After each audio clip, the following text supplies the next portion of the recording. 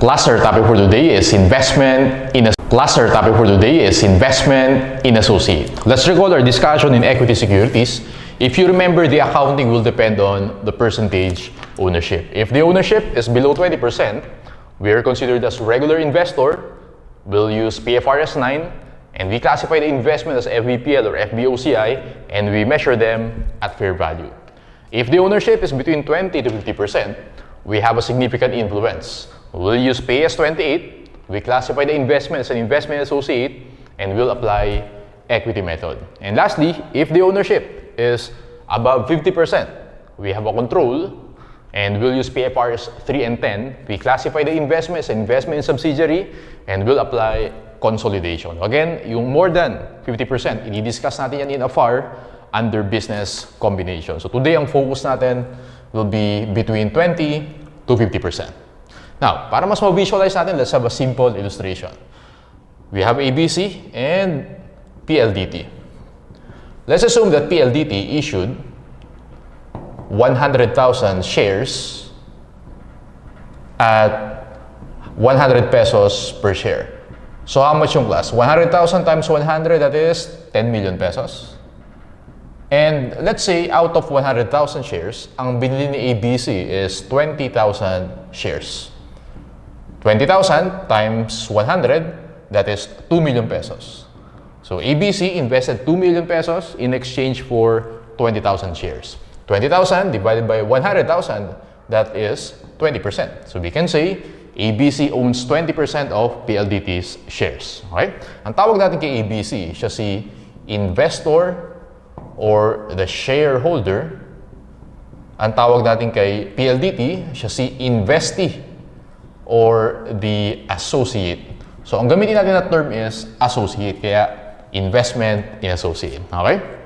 Now, since 20% ang ownership ng ABC, papasok yan dito, between 20 to 50%. And according to PAS 28, if ang ownership is between 20 to 50%, there's a presumption of significant influence. So, lagay ko lang SI or significant influence. Sir, ano ibig sabihin ng significant influence? As defined in PAS 28, significant influence means it is the power to participate in major decisions. Okay? When you say significant influence, it's the power to participate in major decisions. So usually, class, kapag meron kang 20% ownership, kapag may significant influence, usually nagiging board member yan.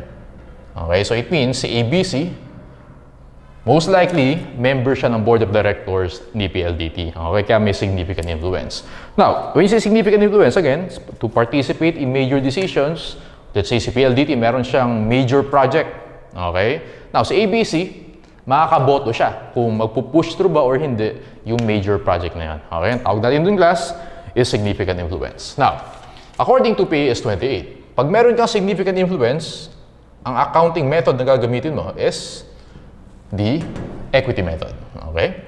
Now, when you say equity method, sulat mo muna, ang gagawin nating accounting is we mirror the changes or movements in the equity of the associate. Yan. Yun yung ibig sabihin ng equity method. So, ano din, sir, pag equity method? Mirror the changes or movements in the equity of the associates. Sino ulit yung associate sa illustration natin? Si PLDT. Okay? So, ibig sabihin, class, yung shareholders equity section ni PLDT, imi-mirror natin kay ABC. Yun yung ibig sabihin ng equity method. Right? Now, para mas ma-appreciate natin yan, let's have another illustration.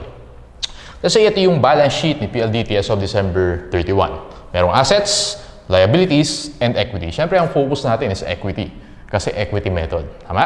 Now, ito yung components of the equity. Ordinary shares, retained earnings, and OCI or other comprehensive income. To recall, umaalala nyo, class, yung OCI, pine-present yan sa equity section in the balance sheet. Now, again, pag sabi yung equity method, i-reflect natin yung equity ni associate, ni PLDT, sa books ni ABC. Okay, isa-isa natin, class. Start muna tayo with the ordinary shares na 10 million. Kung maalala nyo, dito yan. Yung 100,000 times 100, yun yung 10 million. Okay? Ilang percent ulit yung ownership ni ABC? 20%. 10 million times 20%, or that is 2 million, journal entry natin dyan. Debit investment in associate, or paigli na natin siya class, masyado mahaba. So investment associate, let's call this IIA. Okay, investment in associate, credit cash, 2 million. So ito yung entry natin pag nag-invest tayo kay associate. So that is 20% of 10 million. So okay na yan. Doon naman tayo sa net income. So retained earnings, may dalawa. May net income and may dividends. So net income na 2 million. So 2 million times 20%, that is 400,000. Ngayon, ang entry nating class to reflect the net income is debit, investment in associate, credit, share in net income. How much on that? 2 million times 20% is 400,000. Okay, so ito yung unique sa equity method. Pag may net income, si associate, i-reflect natin siya. Debit, investment associate, credit, share in net income. Okay? Now, kung maalala nyo class, dun sa below 20%, yung PFRS 9, okay, FPPL, FBOCI, wala tayong ganito. Tama, hindi natin i-reflect yung net income nung binila natin na shares. Okay? Sa equity method lang ginagamit yan. Alright? Now, for example naman, net loss yung nireport ni PLDT. Magiging different yung entry mo. Debit, share in net loss, credit, IIA. So, opposite lang. Okay? Pag net loss. Debit, share in net loss, credit, IIA. Next is dividends. Actually, yung dividends, nakaka-decrease yan ng retained earnings. Okay? So, dividends, 500,000 times 20%, that is 100,000. So, yun yung ma-receive ni ABC. Entry natin class for the dividends, debit cash, credit, IIA, 100,000. Now, to recall, under PFRS 9, kapag FBPL and FBOCI, pag naka-receive tayo ng dividends, entry mo doon, debit cash, credit, dividend income. Iba dito sa equity method. Kapag equity method, debit cash, ang kinikredit mo is the investment. Okay? So, nangyayari class, pag may dividends ka na-receive, para siyang return of capital.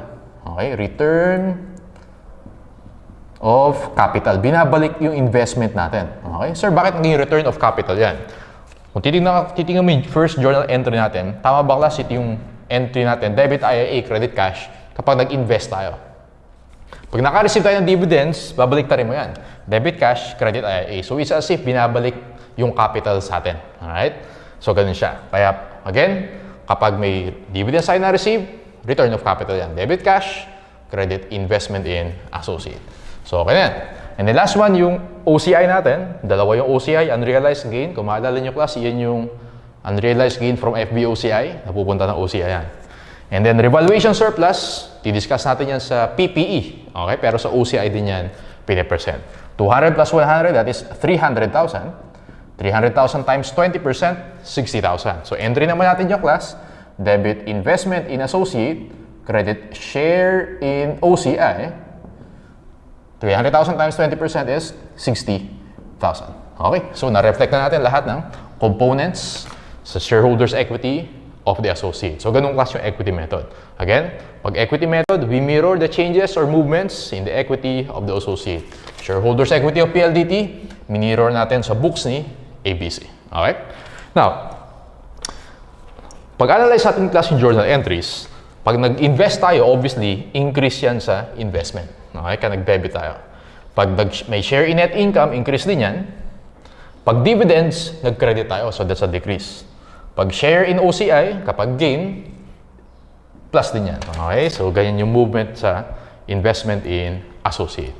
And last concept before we answer our handouts, punta naman tayo dito, class. In investment in associate, si investor, in our case, ABC, ang binibili niya talaga kay associate, in our illustration kay PLDT, is the net assets of PLDT. So, ulitin ko, si investor, ang binibili niya is yung net assets of the associate. Sa illustration natin, si ABC, ang binibili niya yung net assets ni PLDT. Sir, ibig sabihin ng net assets? When you say net assets, it just means assets minus liabilities. Okay? Kaya net assets. And alam natin sa accounting equation, assets minus liabilities, that's also your equity. So, ibig sabihin class, si investor, ang binibili niya is the equity of the associate. Alright? Now, the purchase price, how much yung purchase price ito? Yung total, 10 million. Tama, 10 million yan. Wherein, yung 2 million, ang bumili sa ABC, Yung 8 million, ibang investors naman yung bumili doon. Okay? The purchase price of 10 million pesos reflects the fair value of net assets of the associate. Okay? The purchase price of 10 million reflects the fair value of net assets. Ano ba ulit ibig sabihin class ng net assets? Assets and liabilities of the associate in our illustration kay PLDT. Okay? Now, magkakaroon tayo ng issue dito class if the fair value of net assets is different from the book value of net assets. Papakita ko later yan sa handouts natin. Pero dun may issue yan. Okay? Now, ang gagawin lang natin dyan class, kapag magkaiba sila, i-convert mo lang si book value to fair value. Ganun lang yan. So, in the end, ang talaga magre-reflect, again, is the fair value of net assets. Kasi yun yung binibili natin kay PLDT. Hindi natin binibili yung book value. Ang binibili natin is the fair value. Okay? So keep that in mind. Later, i-apply natin yan. Now, once ma-convert na natin si book value to fair value, meron tayong 3 possible scenarios. Tatlo yan. If the purchase price, yung binayad natin, is greater than the fair value of net assets, meron tayong goodwill. Okay? Goodwill. Pero tandaan mo class, no? The goodwill in an investment in associate is not presented separately. Not presented separately. I-underline ko yan. Okay? Hindi daw siya pinapresent separately. Bakit sir, hin-highlight mo yan? Kasi class, sa AFAR, no? FYI na lang, sa business combination or sa consolidation, aaralin natin dun class na yung goodwill presented separately. Okay? Susulat mo muna yun. Sa AFAR natin di-discuss yan. Sa investment in associate, yung goodwill is not presented separately. Okay? Yun yung difference sila. If the purchase price is equal to fair value of net assets, wala tayong problema dyan. No problem. If the purchase price is less than the fair value of net assets, we have a gain on purchase. Okay? So, ayan. Alright, so let's apply the concepts by answering our handouts. Let's go to illustrative example number 1. Okay, illustrative example number 1. Okay, so nakita nyo ba class yung on January 1, 2025, Pinnacle Company. Okay, so requirements natin is prepare the journal entries of the above transactions. Let's read the given. On January 1, 2025, Pinnacle Company purchased 20,000 shares of the 100,000 total outstanding shares of ABC for 1 million pesos. So 20,000 over 100,000, tama ba class? That's 20%. O, meron tayong presumption of significant influence. Kapag may significant influence, equity method yung gagamitin natin dyan. Okay? But before we continue, sir, ano ba ibig sabihin ng word na presumption? Pag sinabing presumption, ibig sabihin lang yung class, by default. Okay? By default, kapag may 20 to 80%, may significant influence. Presumption yon. Pero ang ibig sabihin ng presumption, hindi siya always true. Hindi siya absolutely true. Okay? Ibig sabihin, pwedeng may instance na 20 to 50% yung ownership natin, pero wala tayong significant influence. Or pwede rin naman, below 20% yung ownership natin, pero meron tayong significant influence. Okay? Presumption lang yan. If silent, okay, pag 20 to 50%, meron tayong significant influence, therefore, we'll apply equity method.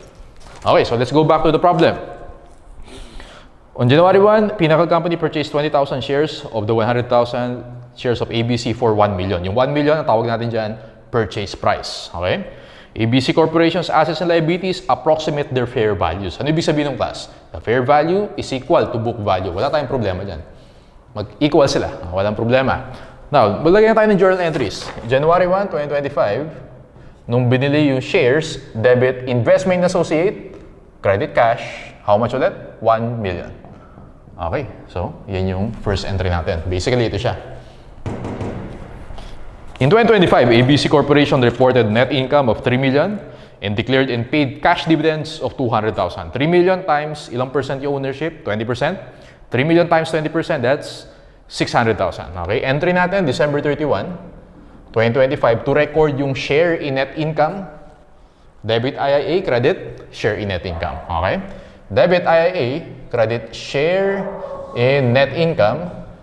Na-compute natin class is 600,000. Alright?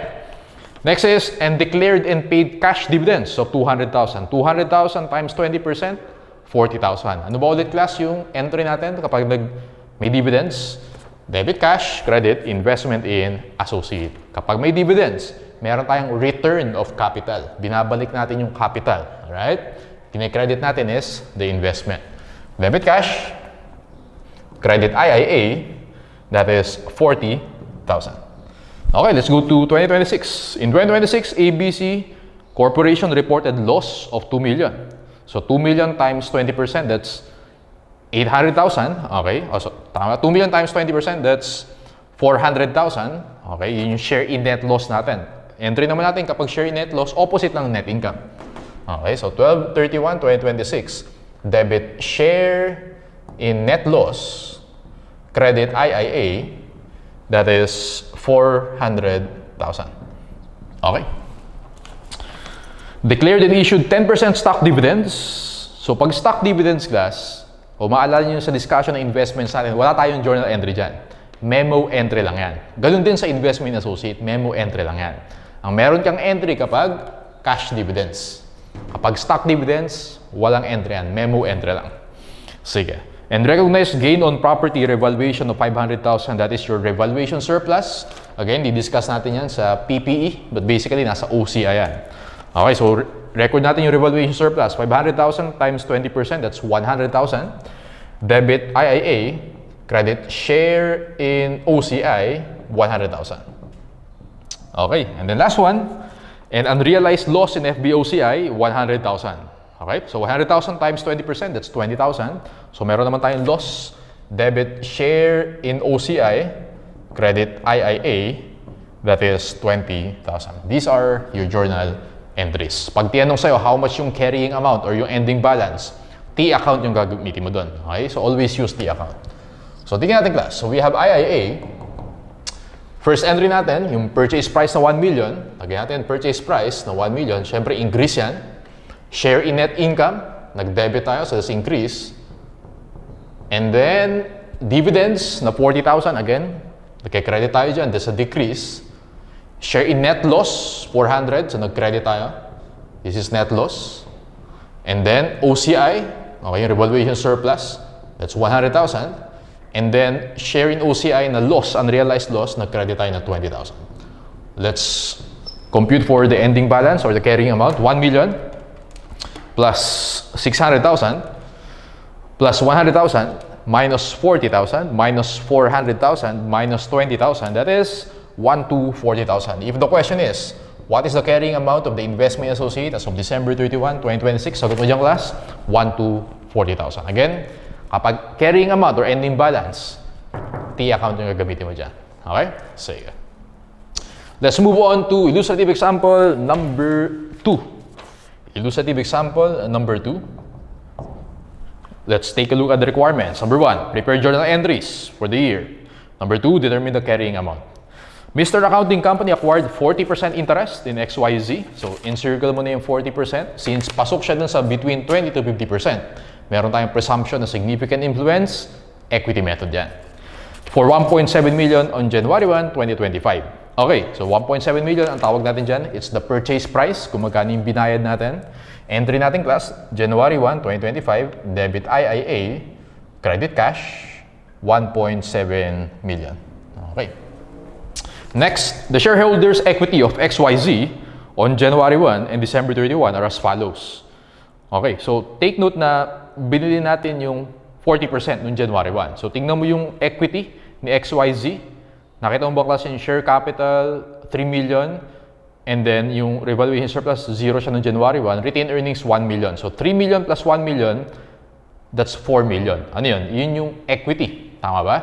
Diba, sinabi ko kanina, yung equity, basically, yun yung ibig sabihin ng net assets. Alright? So, ang binibili natin dito is the fair value of net assets. Okay? Therefore, ang titingnan mo dyan, yung equity. Okay? So, 4 million. Tama? Ganito gagawin ko dyan, class. Purchase price natin, which is 1.7 million, i-compare mo yan sa fair value of net assets. Alright? So, sabi dyan, tingin ka dun sa next sentence. On January 1, all the identifiable assets and liabilities were recorded at fair value. Ang ibig sabihin nun, the book value is equal to fair value. Ano ulit class yung net assets? Ibig sabihin ng net assets, iyon yung equity natin. Okay, so nakita natin yung class, 3 million plus 1 million, that's 4 million. And then, ang binili natin is 40%. 4 million times 40%, tama ba class? That's 1.6 million. Okay, so 1.6 million. So, ang binayad natin is 1.7 million. Ang binibili natin is 1.6 million. Yung difference nila, ang tawag natin nung class, it's the goodwill. If the purchase price exceeds the fair value of net assets, that's a goodwill. Okay? Pag tinanong sa problem, how much is the goodwill? Ang sagot mo dyan, class, 100,000. Okay? Ano yung entry natin sa goodwill? Actually, ito na yung entry natin. Ang lalagyan mo na ng entry kung magkano yung binili mo. Debit, investment associate, credit cash, 1.7 million.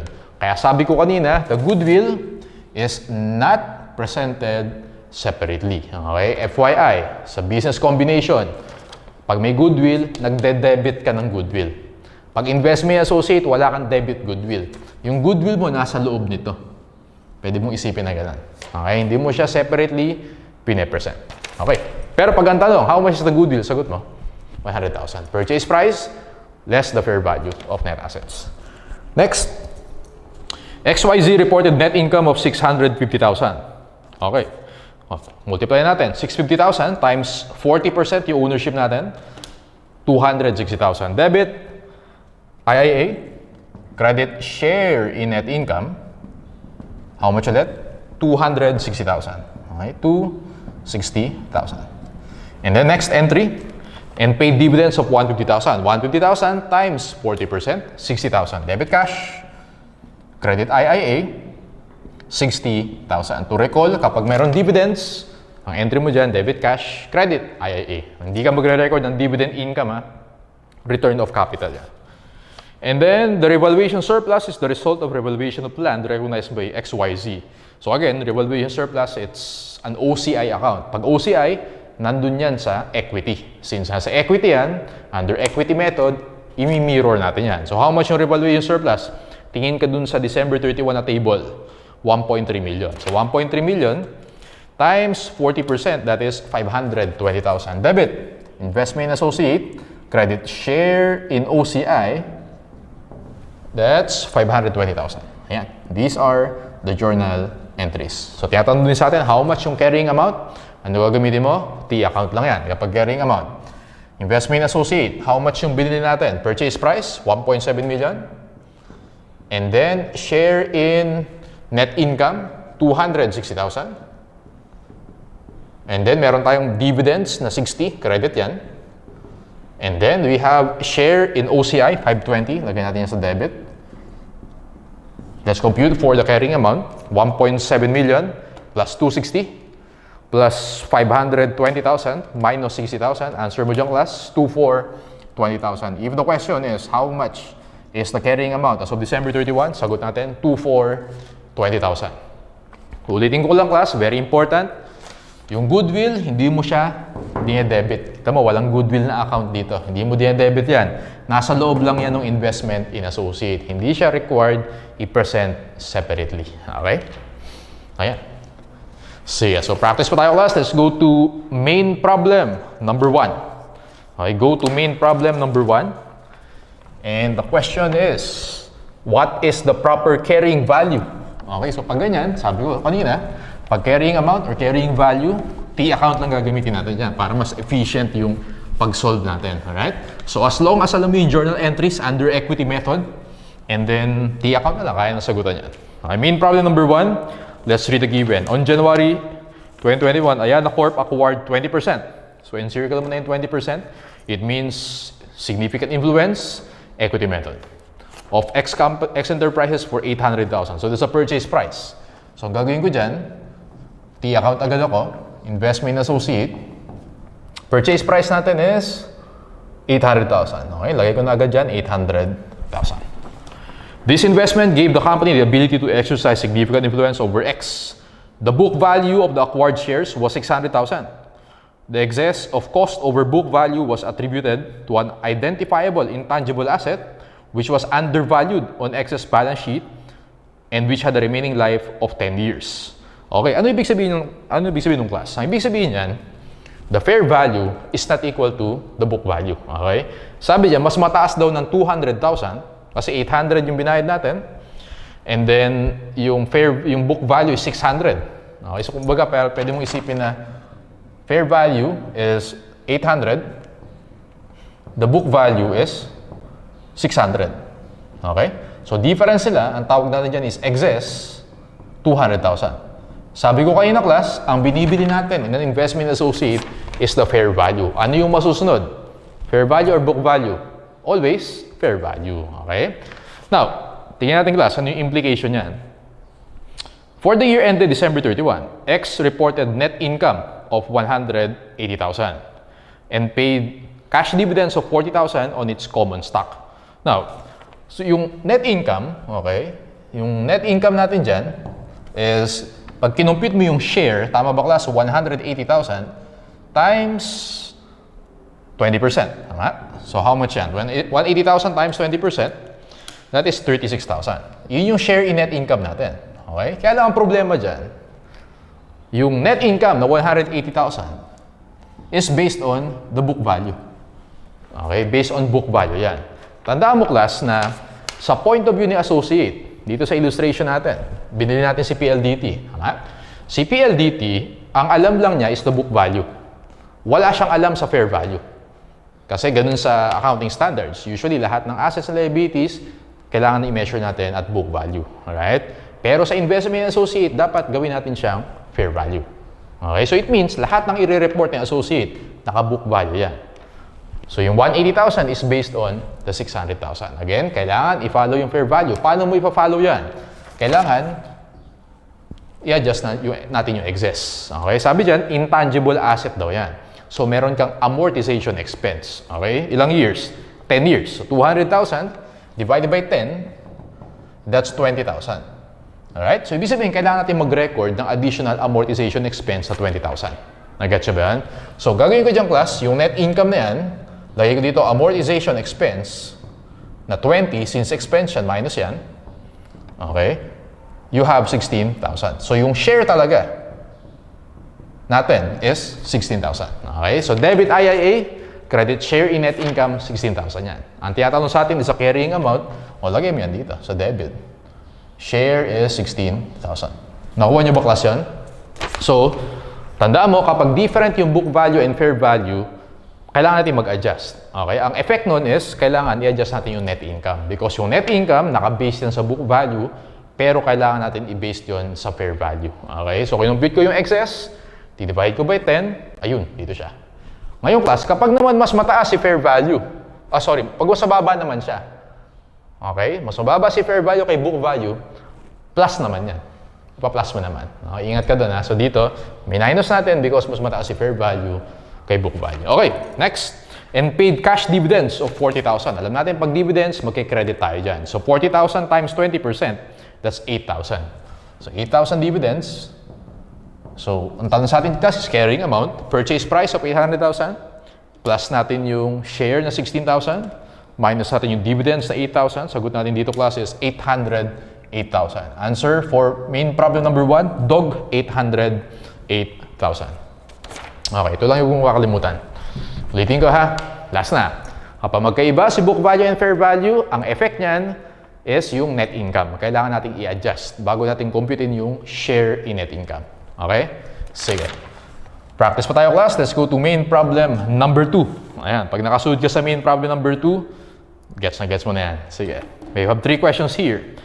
Let's read the given. On January 4, 2021, Victoria Corp paid 1,296,000 for 40,000 ordinary shares of X.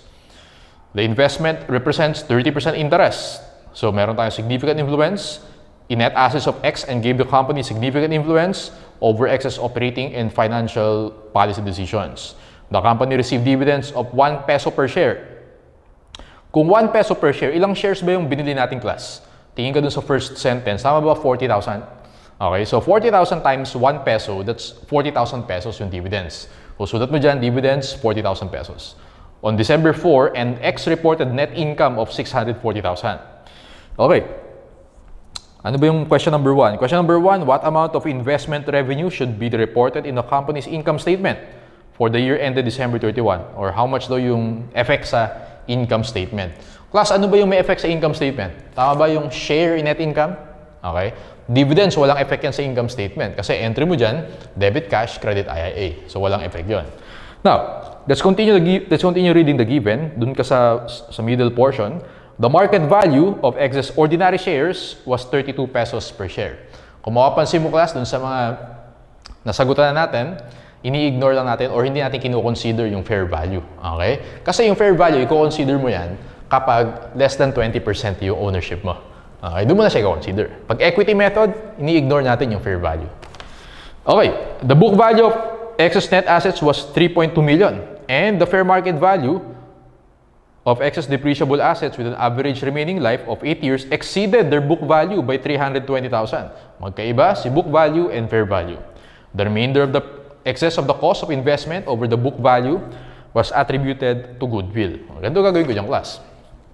Now, tama ba yung purchase price natin, okay, is 1,296,000?